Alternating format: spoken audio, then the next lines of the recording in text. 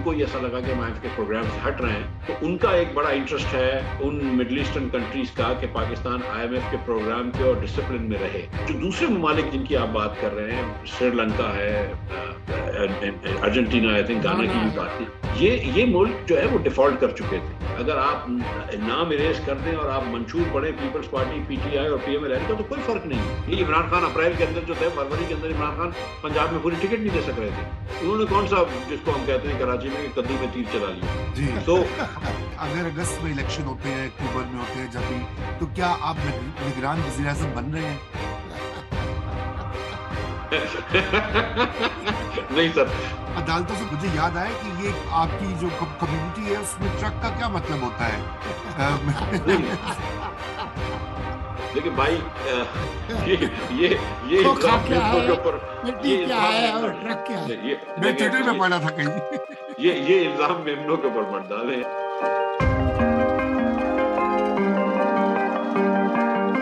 लेकिन ये जो आपकी छुट्टी का जो अमल था, यकीनन आपको पता है कि बहुत लोगों को तशवीश भी हुई जब ये हो रहा था। और ये बताइए कि क्या, आई मीन, ये क्या वजह क्या थी? आपने तो अग्रीमेंट भी करवा दिया, बहाल कर दिया IMF का। ये क्या वो था कि अपने वो खानदान वाला मामला था कि खानदान के शख्स या लॉयलिस्ट का था, या क्या हो क्या रहा था? लॉयलिस्ट तो क्या, मैं जेल जा चुका था, मतलब ये कि मतलब इससे ज्यादा और लॉयल्टी अब क्या दिखा सकता है आदमी? मतलब ये मतलब ये नहीं, मेरे ख्याल से कोई लॉयलिस्ट की बात नहीं थी। I don't think they understood, they thought कि आई वाज इनसफिशिएंटली लॉयल। देखिए, मैं ये डॉक्टर साहब जो थे वो 6 महीने से टीवी पे आके बोल रहे थे कि डॉलर 160 का होना चाहिए, 170 का होना चाहिए, 180 तो हो ही देगा, 180 में कर दूंगा, वगैरह वगैरह। ये जाहिर है कि क़यादत के भी बोलते थे और क़यादत के साथ थे, और सीनियर भी हैं, और यहाँ पे हर मीडिया वाले चैनल्स को बोलते थे, मेरे खिलाफ टीवी के शो करवाते थे, वगैरह वगैरह। तो फिर सब लोगों को ये लगने लगा शायद कि ये मतलब शायद इसाक डार आके 180 का डॉलर कर देगा। मैं ऑन द अदर एंड बोलता था कि यार, जिस तरह पानी अपना रास्ता निकालता है तो मार्केट अपना रास्ता निकालती है, डॉलर हम कंट्रोल नहीं कर सकते, ठीक है ना। मेरी कोई ख्वाहिश थी इतनी कंट्रोल करने की, क्योंकि अगर 80 बिलियन का इम्पोर्ट है और 30 बिलियन का एक्सपोर्ट है, तो मेरा नहीं ख्याल है कि मेरी तवज्जो जो है वो पहली फाइनेंस मिनिस्टर की डॉलर के कंट्रोल करने पे होनी चाहिए, ठीक है। इधर मुल्क को तो वायबल करूं, तो फिर मेरे ख्याल से पार्टी ने ये सोचा कि डॉक्टर साहब बेहतर काम कर लेंगे, और इस वक्त पॉलिटिकली वो साख बहुत खराब हो रही थी उनकी, तो वो फिर उसने मुझे हटा दिया। लेकिन जाहिर है कि बहुत सारे लोग ये समझते थे उस वक्त भी कि जो डॉक्टर साहब बात कर रहे थे वो गैर मुनासिब बात थी, कि आप 180 का डॉलर कैसे कर सकते हैं। जो मैं बात करता था कि फिर 180 का क्यों कर रहे हो, फिर 12 रुपए का कर लो। अगर आप अपनी मर्जी से ही रोड चूज कर सकते हैं, having nothing to do with the dynamics of the market, तो फिर 12 रुपए का कर दें डॉलर को। डॉक्टर साहब, ये तो वही जगह है, गुजरे थे हम जहां से। जी। और गुजरते रहेंगे, गुजर जाएंगे डॉक्टर साहब, और गुजरते रहेंगे। हम तो जिस नहज पे खड़े हैं सोलंकी साहब, मतलब ये जो तकरीबन 20-22 बिलियन डॉलर्स आपको साल के वापस करने हैं दुनिया को, और क्योंकि आप जब वापस करते हैं पैसे, तो आप सऊदी अरब से लेके कतर को देते हैं, कतर से लेके वर्ल्ड बैंक को देते हैं, वर्ल्ड बैंक से लेके एशियन डेवलपमेंट बैंक को लेते हैं। आपके पास कमाई तो नहीं है, तो वो आप हर साल इधर के पैसे वापस करते हैं, कहीं और से कर्ज लेके, तो उसको भी 5 साल बाद देने पड़ते हैं। तो आप तो परपेचुअल एक कर्ज में चले गए हैं, और क्योंकि हमारी मईशत साथ साथ नहीं बढ़ रही, तो फॉरेन डायरेक्ट इन्वेस्टमेंट नहीं आ रहा, तो अब लोग हमको कर्ज भी नहीं देना चाह रहे। एक तो पाकिस्तान में अफवाहें इतनी चलती हैं। हमारे एक दोस्त कहते हैं कि इस्लामाबाद में कोई अफवाह नहीं होती, बल्कि ये नापुख्ता हकायक होते हैं। There are no rumours but premature facts, कि हम पर दबाव है कि जी आप एक तरफ हो जाएं, या हमारे साथ या हमारे खिलाफ, या चीन के साथ खड़े हो जाएं या अमेरिका के साथ हो जाएं। इन दोनों बातों में किस हद तक है सदाकत?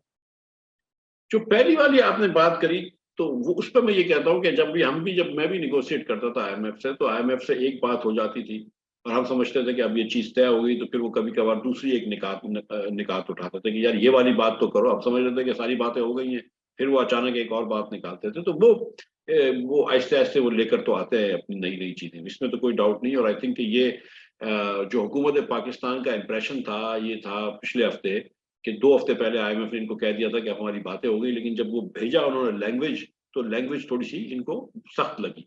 ये मुर्तजा सैयद साहब ने एक मजमून लिखा था जिसमें बात की कि हफीज शेख साहब ने 3 रिव्यू कोविड के बाद एक साथ की। कोविड के बाद 3 रिव्यू एक साथ किए, पैसे आए, जैसे पैसे आए आपने हफीज शेख की छुट्टी कर दी, हफीज शेख की छुट्टी कर दी, शौकत तरीन साहब आ गए, उन्होंने कहा नहीं मैं तो बगैर IMF के कर लूंगा, मैं तो खुद कर लूंगा। IMF के प्रोग्राम से हट के इन्होंने बजट दिया, एक्सपेंशनरी बजट दिया, सब लोगों ने बड़ी वाहवाही करी, और वो 3 महीने के अंदर जो है वो बुरा हाल हो गया, एक रिव्यू नहीं मुकम्मल हो रहा था, और उसके बाद वो फौरन दौड़े दौड़े IMF के पास गए। नवंबर में आपने IMF से एग्रीमेंट किया, फरवरी में IMF से पैसे दिए, जैसे पैसे आपने फिर एग्रीमेंट तोड़ दिया। हाँ, और आपने कहा कि नहीं कोई बात नहीं, हमको 215 रुपए का डीजल मिलेगा, हम बेचेंगे 146 में, और उसके आपने उसके बाजे बजाए। यहाँ पे 70 अरब रुपए का महीने का आप नुकसान कर नहीं सकते, पैसा एक भी नहीं है, आप 70 अरब का नुकसान करने शुरू हुए।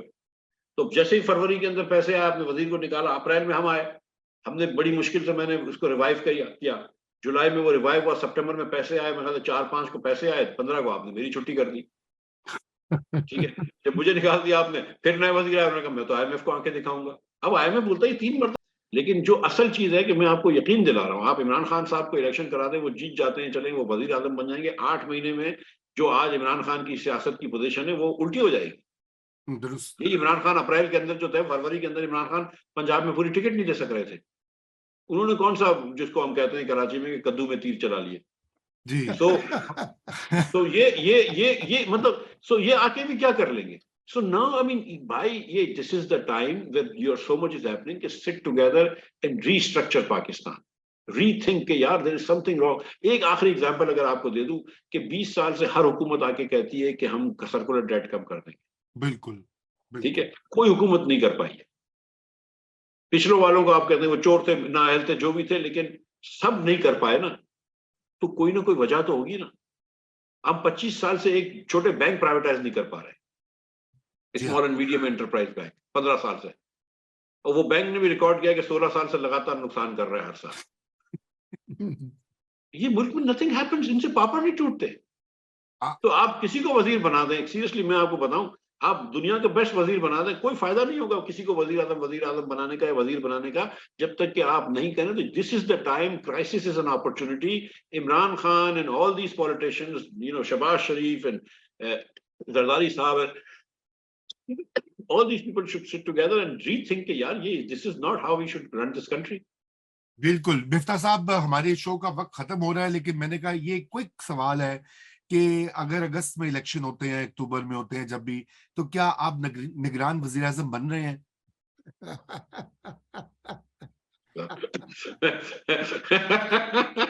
नहीं सर, मुझे देखें, जिनको निगरान हुकूमत की पोजीशनें चाहिए होती है ना, चाहे वज़राए आज़म की हों, और मुझसे बहुत ज्यादा सीनियर इकोनॉमिस्ट हैं इस लाइन के अंदर, या निगरान, वो बेचारे चुप रहते हैं। मैं तो सबको बुरा भला कह रहा हूं, मुझसे तो कोई भी खुश नहीं है जी। तो मिफ्ता भाई, अदालतों से मुझे याद आया कि ये आपकी जो कम्युनिटी है उसमें ट्रक का क्या मतलब होता है? देखिए भाई, ये इल्जाम मेमनों के ऊपर, ये ट्विटर में पढ़ा था कहीं, ये इल्जाम मेमनों के ऊपर मत डालें यार। ठीक है, ये मेरा दोस्त फवाद चौधरी और इसका भाई जो है वो जेलम में जो बात करते होंगे, हो सकता है कि जेलम की पंजाबी में ये ट्रक को कुछ और बोलते होंगे। हम यहाँ पे पेटी बोलते थे 1 लाख को, और ड्रम बोलते थे 1 करोड़ को, 1 अरब को ट्रक बोलते हैं। ये मेमनों में मैंने नहीं सुना। अच्छा, लेकिन ये हो सकता है कि डॉक्टर साहब, मैं तो जहाज की बात भी नहीं कर रहा, जहाज के भी बहुत मतलब होते हैं।